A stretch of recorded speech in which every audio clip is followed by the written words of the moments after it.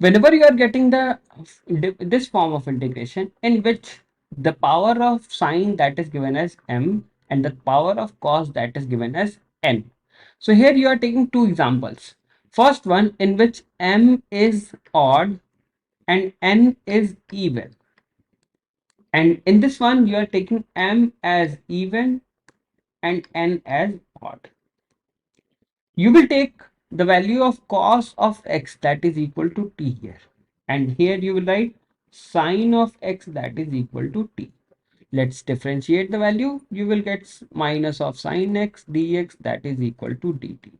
And this one you will get cos of x dx that is equal to dt. Let's write everything in the form of like that. So you will get sine of x into sine square x into cos square x dx. So sine of x dx can be written as minus of dt, and sine square x can be written as 1 minus cos square x. So everything can be written as 1 minus t square because cos x is equal to t. So you will write it as like this, and everything will turns out to be like this.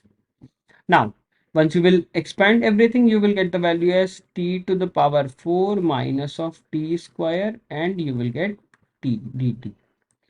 You will expand the value, you will write it as t to the power 5 by 5 minus t cube by 3 plus of c. So instead of t, you will get the value as cos to the power 5 x by 5 minus cos cube x by 3 plus of c. And here you will write it as sine x. So here you will get sine square x cos square x into cos of x dx. Cos of x dx that can be written as dt. Sine square x can be written as 1 minus t square. So you will write 1 minus t square, sorry, 1 minus t square into t square, and here you will get dt. You will get t square minus of t to the power 4 dt, and you will get the value as t cube by 3 minus t to the power 5 by 5 plus of c.